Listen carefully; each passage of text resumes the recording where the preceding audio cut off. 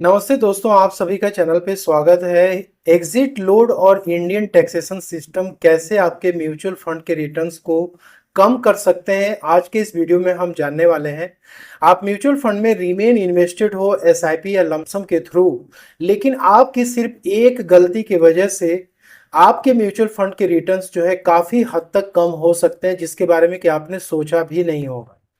दोस्तों, जब भी आप इक्विटी म्यूचुअल फंड्स में अपनी इन्वेस्टमेंट शुरू करते हो तो आपसे ये रिक्वायर्ड होता है कि आप मिनिमम 5 इयर्स का टाइम आप दो, जिससे कि आपका म्यूचुअल फंड पोर्टफोलियो ग्रो हो सके। लेकिन बहुत सारे इन्वेस्टर्स गलती ये करते हैं कि जब वो शुरुआत करते हैं, कुछ टाइम के बाद उनके पोर्टफोलियो में जब रिटर्न्स दिखना शुरू हो जाता है, म्यूचुअल फंड की यूनिट्स को बेच देते हैं। और यही सबसे बड़ी गलती होती है। आप जितने में बेचे हो वो पैसा आपके बैंक अकाउंट में नहीं आता है, बल्कि आपके रिटर्न्स कम होकर के आते हैं।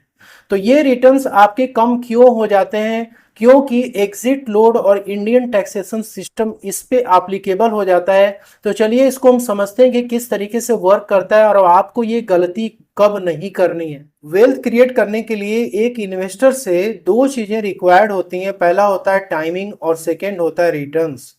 और दोस्तों, जो रिटर्न्स का कोरिलेशन है वो टाइमिंग से है। The more you invested in mutual fund और market, the more returns you get. ये एक सिंपल सा फंडा है कि आप लंबे समय तक यदि रिमेन इन्वेस्टेड रहते हो तो आपकी पोर्टफोलियो जो है सिग्निफिकेंटली ग्रो करती है। वहीं पे वेल्थ क्रिएशन का जो इनवर्स है वो है वेल्थ का इरोजन। वेल्थ इरोजन मतलब ये हुआ कि आपके जो म्यूचुअल फंड के जो रिटर्न्स हैं उसका घटना, उसका कम हो जाना। और ये तब होता है जब आप म्यूचुअल फंड्स को 12 मंथ्स के अंदर आप सेल करते हो। मैंने आपको ये बताया, यही सबसे बड़ी गलती होती है कि म्यूचुअल फंड इन्वेस्टर्स की, वो अपने म्यूचुअल फंड की यूनिट्स को 12 महीने के पहले सेल आउट कर देते हैं।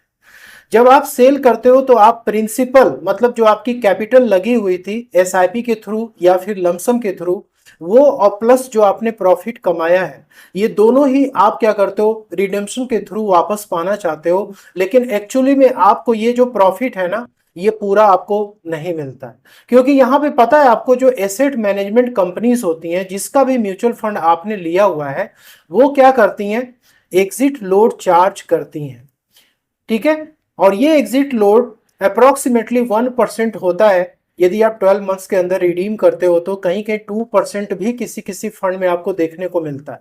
फॉर एग्जाम्पल, यहाँ पे हमने ग्रो के प्लेटफॉर्म पे हम आ चुके हैं और यहाँ पर आप कोई भी म्यूचुअल फंड को सर्च करते हो। जैसे मान लो हमने यहाँ पे Nippon India small cap fund search किया, और इसके बाद आप जब इसमें नीचे की तरफ आओगे तो यहाँ पर आपको इस फंड के बारे में डिटेल्स दिया होता है कि आप जब इस फंड को बेचोगे 1 साल के अंदर तो 1% का एग्जिट लोड लग जाएगा। और यहाँ पे टैक्स इम्प्लीकेशंस के भी बारे में लिखा रहता है। बहुत सारे इन्वेस्टर इसको क्या करते हैं, इग्नोर कर देते हैं, इस पे ध्यान नहीं देते।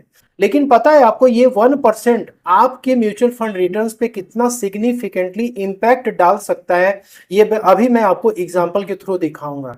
और ये जो टैक्सेशन सिस्टम है, ये भी आपके रिटर्न्स पे किस तरीके से इंपैक्ट कर सकता है, ये शायद आपने आज तक कभी जाना नहीं होगा। तो म्यूचुअल फंड कंपनी क्या करती है, 1% का एग्जिट लोड चार्ज करती है। यदि आप फंड को 1 साल के अंदर बेचते हो तो जनरली ये चार्जेस इसलिए लिए जाते हैं क्योंकि आपका पैसा स्टॉक मार्केट में इन्वेस्टेड होता है और फंड मैनेजर के पास इतनी लिक्विडिटी नहीं रहती है कि वो जो है आपको पैसे वापस कर सके। जनरली कुछ फंड्स में लिक्विडिटी मेंटेन रहती है, और कभी कभी ऑल ऑफ सडन यदि रिडेम्पशन के रिक्वेस्ट आते हैं तो फिर उस केस में शेयर्स को सेल करना पड़ता है। तो इनके कुछ अपने खर्चे होते हैं जिसको कि पूरा करने के लिए ये क्या करते हैं, एग्जिट लोड चार्ज करते हैं। इसलिए आपको ये ध्यान रखना है कि आप जब भी इन्वेस्टमेंट अपना करो तो 1 साल के अंदर आपको सेल नहीं करना है, आपको 1 साल के बाद बेचना। सेकेंड यहाँ पे होता है टैक्सेशन सिस्टम। यदि आप 1 साल के अंदर म्यूचुअल फंड के यूनिट्स को आप सेल करते हो तो इसमें आता है इनकम टैक्स एक्ट का 111A सेक्शन, जो कि एप्लीकेबल हो जाता है, जिसमें कि 20% के रेट से आपको टैक्सेस प्रॉफिट के ऊपर पे करने पड़ते हैं। लेकिन यदि आप म्यूचुअल फंड के यूनिट्स को 12 मंथ्स के बाद आप सेल करते हो तो आपको यहाँ पे एक बड़ी बेनिफिट मिलती है। वो होती है सेक्शन 112A का, जो कि इनकम टैक्स में है। इसमें आपको 1,25,000 तक जो आपने प्रॉफिट कमाई है उस पे आपको 1 रुपए का भी टैक्स गवर्नमेंट को नहीं देना पड़ता, जिसको कि बोलते हैं लॉन्ग टर्म कैपिटल गेन। इसको एक प्रैक्टिकल एग्जांपल से हम समझते हैं। मान लो कि आप एसआईपी कर रहे हो या फिर आपने लमसम किया हुआ कोई स्मॉल कैप फंड हो गया, इसमें आपने लेट से कि 10 लाख रुपीस की इन्वेस्टमेंट की और ऑन एन एवरेज 15% का रिटर्न आपका पोर्टफोलियो जनरेट कर रहा है। 1,50,000 की प्रॉफिट आपको अपने पोर्टफोलियो में दिख रही है। आपने क्या किया, उसको 360 डेज के अंदर ही आपने रिडीम कर दिया। और जब आप रिडीम करने जा रहे थे सिर्फ 10 डेज ही बचे थे 370 डेज होने में। मतलब कि आप 10 डेज और रुक जाते तो ये आपका 12 मंथ्स पूरा हो जाता है और आपके ऊपर long term capital gain applicable हो जाता। ऐसे केस में आप जब 360 डेज के बाद आप सेल करते हो तो उसमें आपको क्या बेनिफिट मिलती है, और 360 डेज के अंदर यदि आप सेल करते हो तो क्या बेनिफिट मिलती है। चलिए इसको एक छोटे से कैलकुलेटर से यहाँ पे हम समझने की कोशिश करेंगे। इन्वेस्टमेंट यहाँ पे 10 लाख इंटर कर दिया हमने और ग्रॉस प्रॉफिट हमारी 1,50,000 रुपीज की हो गई। और यहाँ पर होल्डिंग पीरियड हमने लेट से कि 11 मंथ सेलेक्ट कर ली। तो यहाँ पे जो ग्रॉस रिडेम्पशन वैल्यू है वो 11,50,000 है। क्यों? क्योंकि इसमें 10 लाख की प्रिंसिपल अमाउंट प्लस 1,50,000 जो ग्रॉस प्रॉफिट है वो इंक्लूडेड है। अब इसमें क्या हुआ, सिंस कि आपने एक साल के पहले बेचा तो 1% का एग्जिट लोड जो एएमसी है वो काट लेती है। यहाँ पे 11,500 क्या किया, उसने एग्जिट लोड माइनस कर दिया। अब एक्चुअल यहाँ पर आ गया आपकी जो गेन आई 1,38,500 की है। यहाँ पे 1,50,000 आपने प्रॉफिट कमाया था लेकिन ये आपको नहीं मिलने वाला।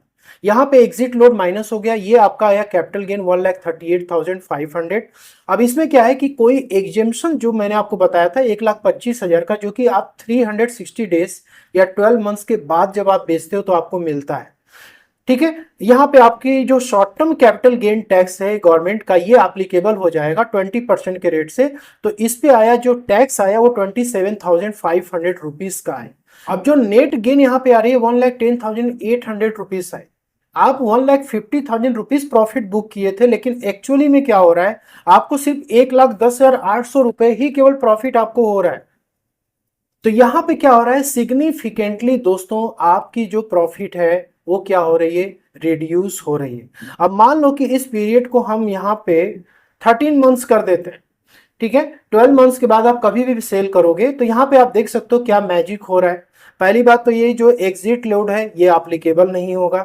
दूसरी बात यहाँ पे 1,50,000 का जो कैपिटल गेन आया इसमें 1,25,000 की आपको एग्जेम्पशन मिल गई।